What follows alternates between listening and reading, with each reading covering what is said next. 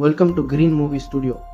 இன்றைக்கி நாம் பார்க்க போகிறது ஜியோ ஹாட்ஸ்டாரில் தமிழில் ரிலீஸ் ஆன ஒரு மிஸ்ட்ரி கலந்த வெப் சீரிஸ். இதில் மொத்தம் 10 எபிசோடு வர இருக்குது. ஒரு சாதாரணமான கொலைக்கு பின்னால் இருக்கிற ஒரு முடிவை தேடும் ஒரு மர்மமான த்ரில்லர் கதை. சரி, வாங்க இப்போது இந்த வீடியோக்குள்ளே போவோம். கதையோட ஆரம்பத்தில் ஒரு அழகான மலை கிராமத்தை காட்டுறாங்க. அந்த கிராமத்தில் ஒரு பழைய போலீஸ் ஸ்டேஷன் இருக்குது. அந்த ஸ்டேஷனில் ரொம்ப நாளாக எந்த ஒரு கேஸும் வராதனால அந்த ஸ்டேஷனை மூட போகிறதா அவங்களுக்கு ஒரு தகவல் வருது. அதை தெரிஞ்சுக்கிட்ட அந்த போலீஸ் எப்படியாவது இந்த ஸ்டேஷனை மூட விடாமல் தடுக்கணும்னு டவுனுக்கு போய் யாரையாவது பிடிச்சி கேஸ் போடலான்னு கிளம்புறாங்க. அப்படி அவங்க ஒரு பக்கம் தேடிக்கிட்டு இருக்கிற நேரத்தில் அந்த ஊரோட மலைப்பகுதி பக்கத்தில் ஒரு வெட்டப்பட்ட நிலையில் ஒரு தலை இருக்கிறது அவங்களுக்கு தகவல் வருது. பிறகு அங்கே வந்து அந்த தலையை பார்த்த போலீஸ் அந்த தலையோட உடம்பு அங்கே எங்கேயும் இருக்குதான்னு தேடி பார்க்குறாங்க. ஆனால் அங்கே எங்கேயும் அந்த உடல் கிடைக்காததால் அந்த தலையை மட்டும் எடுத்துக்கிட்டு இந்த கேஸை இன்வெஸ்டிகேஷன் பண்ண ஸ்டார்ட் பண்ணுறாங்க. அப்படி அவங்க ஊராக போய் அந்த தலையோட ஃபோட்டோவை காட்டி விசாரிக்கிறாங்க.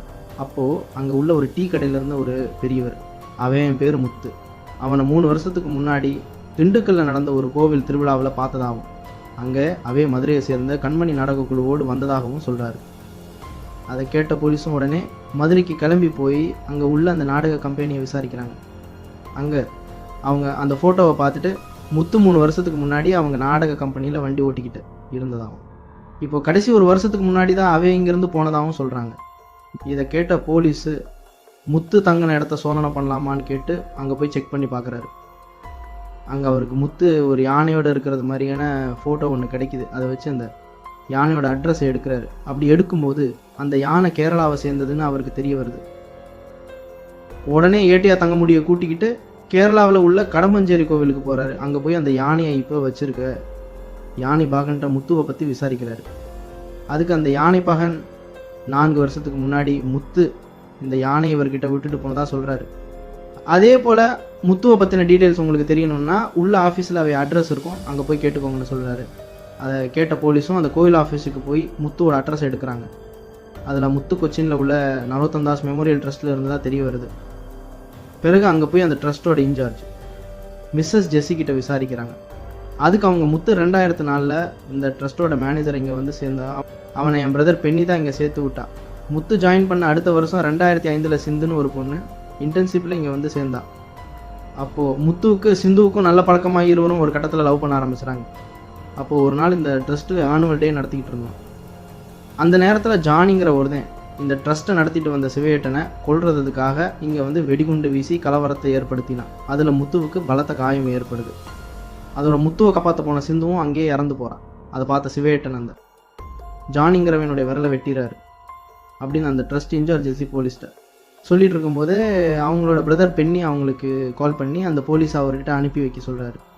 சரின்ட்டு அவங்களும் அந்த பெண்ணியை போய் பார்த்து அந்த வெடிகுண்டு கலவரத்துக்கு அப்புறம் என்னாச்சு, இந்த சிவேட்டன் யார், அவரை கொல்றதுக்கு ஏன் இவ்வளோ பேர் வரணும் அப்படின்னு கேட்குறாரு. அதுக்கு அவர் முத்து சிவேட்டனோட ரைட் ஹேண்ட். அந்த மெமோரியல் ட்ரஸ்ட் அந்த சிவேட்டனோடது. அவர் கொச்சினில் ஒரு லாஜிஸ்டிக் பிஸ்னஸ் பண்ணிட்டு இருந்தார். அப்போது அவரோட முன்னாள் பிஸ்னஸ் பார்ட்னராக இருந்தவன் தான் இந்த ஜானி. ஒரு நாள் ஜானி சிவேட்டன் இருந்த மட்டான்சேரிக்கு வந்து ஒரு இலீகல் ட்ரக் பிஸ்னஸை பண்ணுறதுக்காக சிவேட்டனை பார்த்து பேச வந்தான். ஆனால் அவருக்கு அதுக்கு முன்னாடி பண்ண பிஸ்னஸில் ஜானியோட தவறால் இவரோட ஃபேமிலி இழந்துறாரு. இதனால் இந்த பிஸ்னஸை பண்ண முடியாதுன்னு சொல்லி அவனை அசிங்கப்படுத்தி வெளியே அனுப்பிட்டார். பிறகு ஜானி கோபத்தில் சிவேட்டனை கொல்லலான்னு முடிவு பண்ணி அந்த கலவரத்தை ஏற்படுத்தினான். அந்த கலவரத்தில் சிந்து இறந்ததை தெரிஞ்சுக்கிட்ட முத்து ரொம்ப மனசு உடைஞ்சு போயிட்டான். அப்போது சிவேட்டன் தான் முத்துவை அவரோட சொந்த மகனை போல் பார்த்துக்கிட்டு அவனை சிந்துவோட நினப்பில் இருந்து கொஞ்சம் கொஞ்சமாக வெளியே கொண்டு வந்தார். அதன் பிறகு ஜானி ஜெயிலில் இருந்துக்கிட்டே சிவேட்டனை கொல்லுறதுக்காக மதுரை திண்டுக்கல் பகுதியிலேருந்து ஒரு கேங்கை செட் பண்ணான். இதை தெரிஞ்சுக்கிட்ட சிவேட்டன் ஜானியை போய் ஜெயிலில் மீட் பண்ணி அவனை வான் பண்ணிட்டு வந்தார்.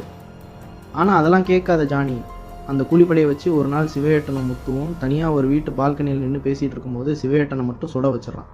அதில் சிவேட்டன் அங்கேயே இறந்துடுறாரு. பிறகு அவரோட இழப்பை தாங்கிக்க முடியாத முத்து அவனோட சொந்த ஊரில் கொஞ்ச நாள் தங்கிட்டு வரதா சொல்லி இங்கேருந்து கிளம்பிட்டான்னு பெண்ணி அந்த போலீஸ்கிட்ட சொல்கிறாரு. அதெல்லாம் கேட்ட அந்த போலீஸ் அங்கேருந்து கிளம்பி ஒரு ரெஸ்டாரண்ட்டுக்கு போய் அங்கே உட்காந்து முத்து இதுக்கப்புறம் எங்கே போனால் எப்படி இறந்தான்னு யோசிச்சுக்கிட்டு இருக்காங்க. அப்போது அந்த நேரம் அந்த எஸ்ஐக்கு ஒரு கால் வருது. அதில் அவர் ஸ்டேஷனில் வேலை பார்க்குற இன்னொரு கான்ஸ்டபிள் காலபாண்டியன் என்றவர் ஒரு விஷயத்த சொல்கிறார். கதையோட ஆரம்பத்தில் விசாரித்த ஒரு பெரியவர் முத்துவை பார்த்தா சொன்ன அதே ஊரில் ரெட்டை கொலை நடந்ததாக சொல்கிறார்.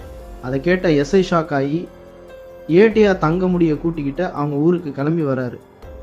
அங்கே வந்து இந்த கதையோட ஆரம்பத்தில் முத்துவை ஒரு கோவில் திருவிழாவில் பார்த்தா சொன்னேன். அந்த பெரியவர் வீட்டுக்கு போய் அந்த திருவிழாவில் நடந்த ரெட்டை கொலையை பற்றி விசாரிக்கிறாரு. அதுக்கு அந்த பெரியவரும் அங்கே நடந்ததை முழுசாக சொல்ல ஆரம்பிக்கிறாரு. அன்னைக்கு நடந்த அந்த திருவிழாவில் முத்து அந்த ஊரில் இருந்த 2 பெரிய ரவுடியான மொக்கராசுவை பற்றியும் அவேன் தம்பி தடியனை பற்றியும் விசாரித்தான். நான் அவங்கள பற்றி அவன்டா சொன்னேன். அவங்க 2 பேரும் ஒரு கூலிப்படியாக ஒரு காலத்தில் இருந்தவனுங்க, பெரிய பெரிய துப்பாக்கிலாம் வச்சுருக்கிறாங்க அப்படின்னு முத்துட்ட சொன்னேன். இதை கேட்ட முத்து தடியன் தனியாக இருக்கும்போது அவனை அடித்து அவன் கையை உரிச்சு அவனோட எலும்பை வச்சு அவனை கொண்டான். பிறகு அங்கேருந்து அவனோட அண்ணன் மொக்கராசுக்கிட்ட போய் அவே காதில் சிவையட்டான்ற பேரை சொல்லி அவே தலையை வெட்டி மொக்கராசு மடியிலேயே வச்சுட்டு கிளம்பிட்டான் அப்படின்னு அந்த பெரியவர் அந்த திருவிழாவில் பார்த்த விஷயத்த அந்த போலீஸ்கிட்ட சொல்லி முடிக்கிறார். இதை கேட்ட போலீஸ் அங்கேருந்து கிளம்பி அவங்களோட ஸ்டேஷனுக்கு திரும்பி வரும்போது அங்கே முத்துவோட கூட்டாளின்னு சொல்லிட்டு கேரளாவை சேர்ந்த பட்டாளம் பாபுங்கிறவே வந்து நிற்கிறான். பிறகு அவனும் முத்துவை பற்றின சில விஷயங்களை சொல்கிறான். அது என்னன்னா, அந்த திருவிழாவில் நடந்த ரெட்டை கொலைக்கு அப்புறம் ஜானி எண்ணெயை கடத்தி ஒரு குமரனில் அடைச்சி வச்சான். பிறகு அங்கே எண்ணெய் கட்டி போட்டு என்னோடய ஃபோனில் இருந்து முத்துவை கூப்பிட்டு அவனை கொல்றதுக்காக அங்கே வர வச்சான். ஆனால் முத்து அவன்கிட்ட இருந்து தப்பிச்சு ஜானியும் அவை ஆட்களையும் அங்கேயே கொண்டுட்டு அந்த குடோடனையும் வெடிக்க வச்சுட்டான். அதுக்கப்புறம் நானும் அங்கேருந்து எப்படியோ தப்பிச்சிட்டேன். அதுலேருந்து நான் முத்துவை பார்க்கல அப்படின்னு அந்த பட்டாளம் பாபு போலீஸ்கிட்ட சொல்கிறான். இப்போது இதெல்லாம் தெரிஞ்சுக்கிட்ட எஸ்ஐ ஒரு முடிவுக்கு வராரு. அது என்னன்னா, சிவேட்டன் மறைவுக்கு பின்னால் முத்து அந்த ட்ரெஸ்ஸில் உள்ளவங்க கிட்ட அவனோட சொந்த ஊருக்கு போகிறதா போய் சொல்லிட்டு சிவையேட்டனை கொண்டவங்களை பழி தீர்க்க தமிழ்நாட்டுக்குள்ளே வரான். அப்படி அங்கே வந்தவே கண்மணி நாடக குழுவில் வேலைக்கு சேர்ந்து ஒவ்வொரு ஊராக போய் சிவையேட்டனை கொண்டு அந்த கூலிப்படையை தேடுறான். அப்போது ஒரு நாள் திண்டுக்கல்லுக்கு பக்கத்தில் உள்ள ஒரு ஊர் திருவிழாவில் அந்த மொக்கராசையும் தடியனையும் சந்திக்கிறான். அவங்க தான் சிவையேட்டனை கொண்டாங்கன்னு தெரிஞ்சுக்கிட்ட முத்து அவங்கள சரமாரியாக வெட்டி கொண்டுட்டு அங்கேருந்து கிளம்பிட்டுறான். பிறகு இதுக்கெல்லாம் காரணமான அந்த ஜானியும் கண்டுபிடிச்சி அவனையும் கொள்கிறான்.